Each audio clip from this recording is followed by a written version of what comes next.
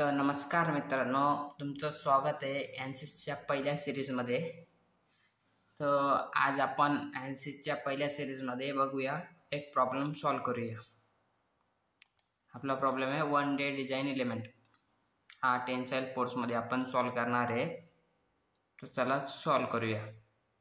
मी याच्यासाठी काही स्टेप बनवले आहेत, ते बघू शकता तुम्ही. फर्स्ट स्टेप काय आहे आपली, ओपन ॲन्सिस वर्कबेंच. फर्स्ट स्टेप आहे आपली ओपन ॲन्सिस वर्कबेंच. तर स्टार्टमध्ये सर्च करूया वर्कबेंच. आता वर्कबेंच ओपन करूया.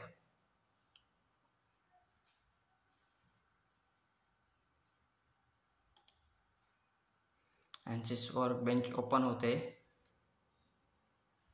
तर तुम्ही बघू शकता ॲन्सिस वर्कबेंच हा ओपन झालेला आहे. तर हे आहे तुमचं project systematic view.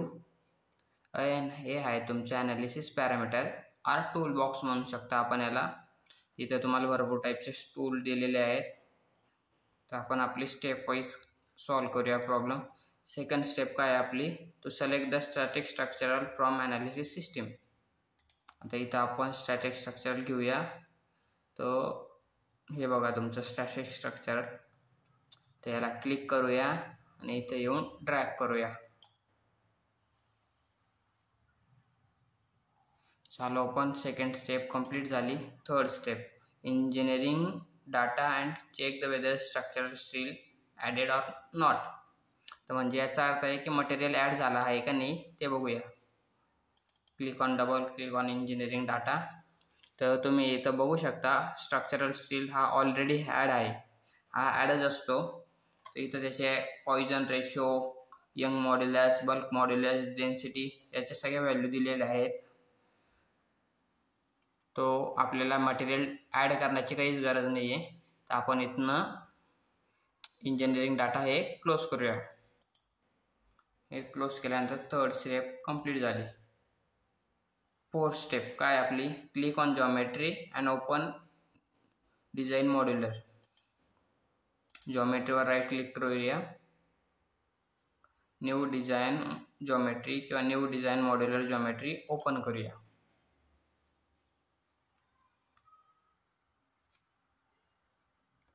New design modular आपलं ओपन झालेलं आहे. तर बघू शकता फर्स्ट आपण इथं प्लेन घेऊया, ॲड करूया. प्लेन XY प्लेन आहे. मी याच्यावर लॉकेट करतो. तर आपल्याला जो एलिमेंट आहे त्याला काहीतरी डायमेन्शन आहे.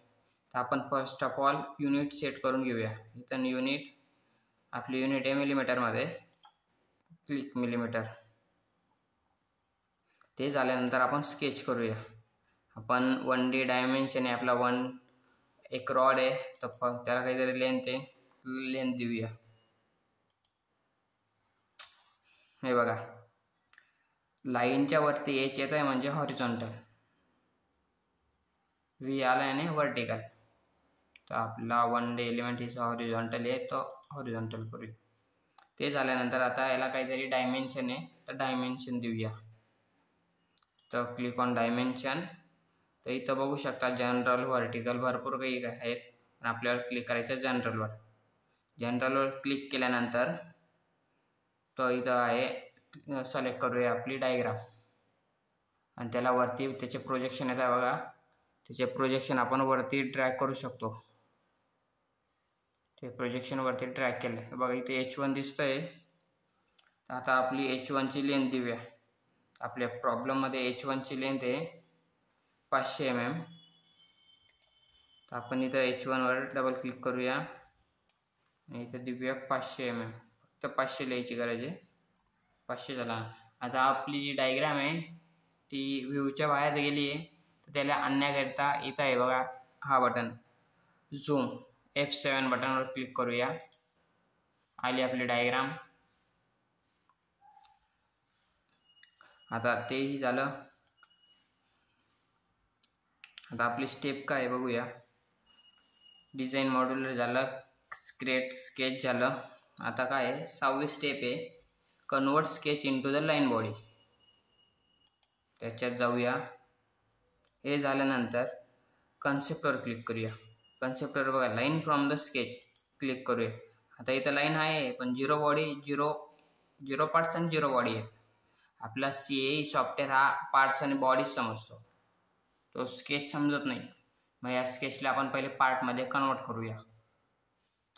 क्लिक ऑन आपल्या याच्यावर डायग्रामवर आणि त्याच्यानंतर मटेरियल अप्लाय करूया. अप्लाय झाल्यानंतर अप्लाय झालं बघा. अप्लाय झाल्यानंतर जनरेट करूया. जनरेट केल्यानंतर बघा 1 बॉडी 1 पार्ट दिसतंय लाईनमध्ये. Line body is completed.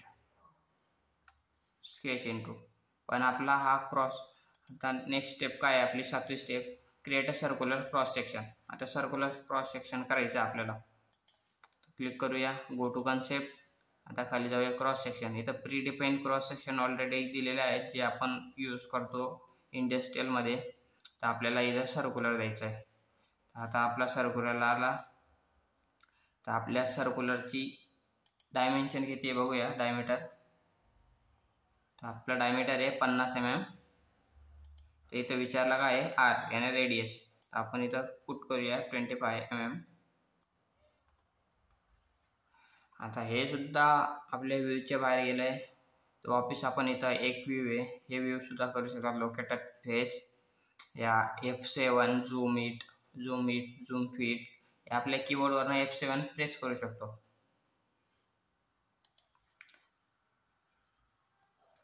आता 8वी स्टेप काय आहे, link the circular cross section into line body. तर हा क्रॉस सेक्शन आहे, याला लिंक करूया. लाईन बॉडीवर क्लिक केलं, go to cross section, click on here circular. हे झालं लिंक द क्रॉस सेक्शन. आपण ॲन्सेसमध्ये बघू शकतो की क्रॉस सेक्शन कसा अप्लाय झाला आहे. तर आपल्याला पहिले व्ह्यूमध्ये जावं लागेल. व्ह्यू,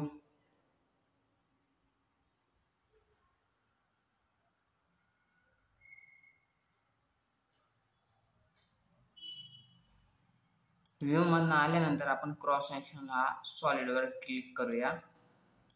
तर इथनं आपल्याला क्रॉस सेक्शन अप्लाय झालेला दिसतोय. तर आता आपल्याला 1D डायग्राम झाली आपली, 1 डायमेन्शन रॉड झाला आपला. याच्यावर आपण फोर्स अप्लाय करणार आहे. हे सगळं झाल्यानंतर आपण आपल्या स्टेपवर येऊया. आपली 8वी स्टेप ही कंप्लीट झाली आहे. Cross section with line body सोबत अलाइन झालेलं आहे. तर स्टेप नंबर 9 आहे open the mechanical. Open mechanical करण्याकरता आपण वापस वर्क बेंचमध्ये येऊया. आपण आतापर्यंत मॉड्युलरमध्ये होतो, आता वर्क बेंचमध्ये आलो. तर डबल क्लिक ऑन मॉड्यूल. तर याला थोडासा वेळ लागतो. आता आपलं मेकॅनिकल हे ओपन झालेलं आहे. इथं आपण आपली डायग्राम बघू शकता. आपली डायग्राम आलेली आहे. आपण F7 करून घेऊया. आता ही डायग्राम आपल्याला वाईट दिसते. याचा जर कलर चेंज करायचा असेल तर याच्यावर क्लिक करूया. इथं बॉडी टाईप करूया. हे झालं डिस्प्ले क्रॉस सेक्शन, थिकनेस काहीतरी दिली आहे. इथून क्रॉस सेक्शनला अप्लाय केलं, ही झाली आपली बॉडी. आता आपली स्टेप काय आहे, ओपन मेकॅनिकल. 9वी स्टेप झाली जनरेट मेशिंग. तर आपण जनरेट मेशिंग करूया.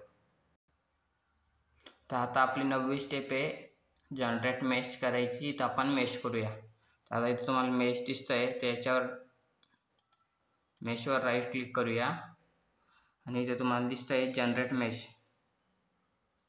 तर हे मेश जनरेट झालेलं आहे. हे बघा, आता याचे पार्ट झालेले आहेत. आपण लोड अप्लाय करणार आहे, याच्यावर बघणार आहे की कोणत्या पार्टवर किती लोड अप्लाय होतोय. आपण सिंपल टेन्साईल फोर्स लावतोय, आपला फर्स्ट लेक्चर आहे म्हणून. ते बघा, इथं तुम्हाला नोड अँटी नोड दिसत आहेत.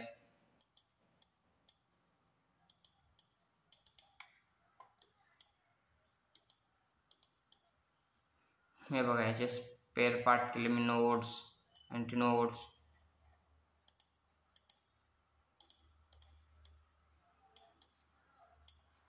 हे तुम्ही इथून करू शकता. जर इथं तुम्हाला जर लाईन बॉडी पाहिजे तर तुम्ही याच्यावर क्लिक करू शकता. लाईन बॉडी,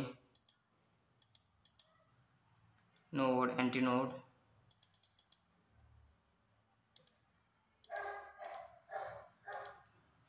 हे झाल्यानंतर आता आपली नेक्स्ट स्टेप आहे काय बघूया. जनरेट मॅचिंग ही झालं. 11वी स्टेप आहे आपली अप्लाय फोर्स. तर आता फोर्स आपण अप्लाय करणार आहे.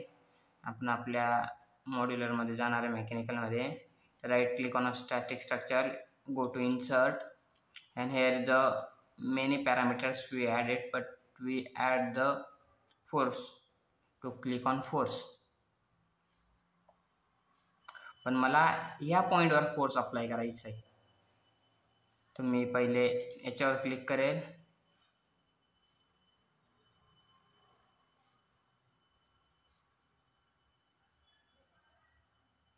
तर वर्टेक्स कंट्रोल पी करेल.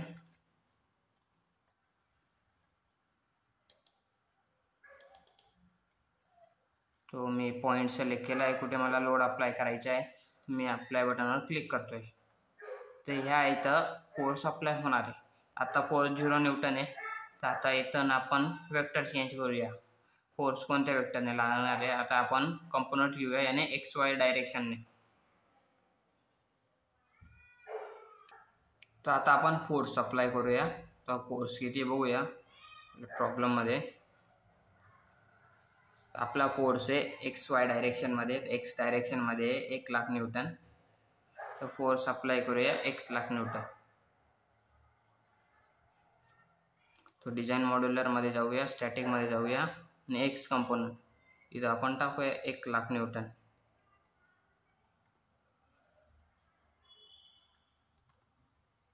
हे झालं आपलं 1 लाख न्यूटन फोर्स अप्लाय झालेला आहे. आता आपली स्टेप बघूया. नेक्स्ट स्टेप फोर्स अप्लाय झाल्यानंतर 12वी स्टेप आहे आपली अप्लाय द फिक्स सपोर्ट. तर आपण फिक्स सपोर्ट अप्लाय करूया. तसंच सेम प्रोसिजर आहे. स्टॅटिक स्ट्रक्चरवर राईट क्लिक करूया, इन्सर्ट करूया आणि इथं शोधूया फिक्स सपोर्ट.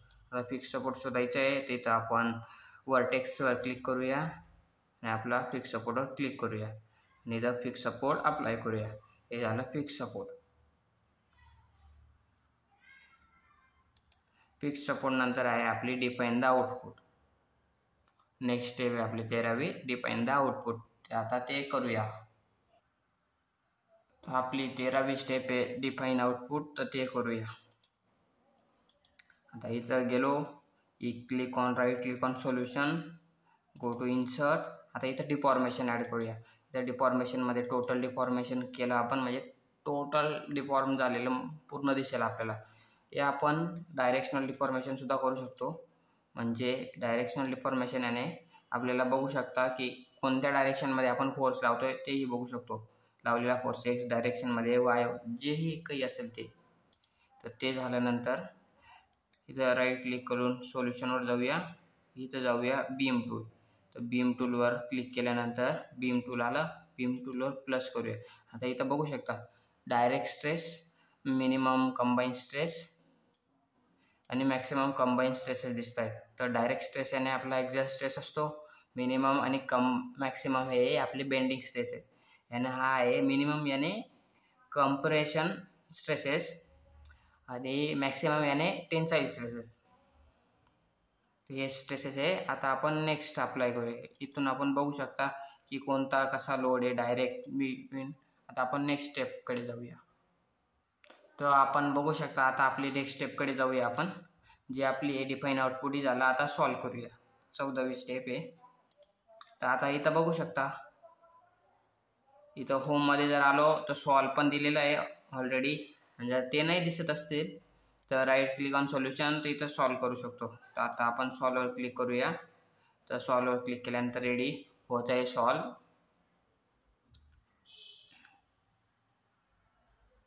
तर थोडा टाईम लागतो याला सॉल्व व्हायला, डिव्हाइस स्लो आहे म्हणून. आता आपल्याला झालेला आहे सॉल्व. आता आपण आपली नेक्स्ट स्टेप काय आहे, last step view the result in deformation axial stress.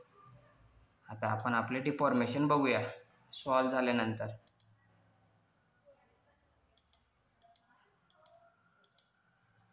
आता इथं बघू शकता आपण.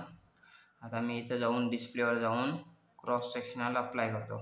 तर आपण लोड इथं अप्लाय केलेला आहे. कुठे किती लोड मॅक्सिमम लोड अप्लाय झालेला आहे तुम्ही ते बघू शकता. हा आपला फिक्स सपोर्ट आहे. हा आपला लोड अप्लाय केलेला हा पॉईंट आहे. आपण इथनं डायरेक्शनल स्ट्रेस बी बघू शकता. हे बघा, बेंडिंग काही लावलेलं नाही आहे आपण, म्हणून काही दिसत नाही आहे. मॅक्सिमम काहीच नाही, बेंडिंग स्ट्रेस काहीच नाही. डायरेक्ट स्ट्रेसमध्ये बघू शकता आपण. हे आपलं टोटल डिफॉर्मेशन, डायरेक्शनल डिफॉर्मेशन.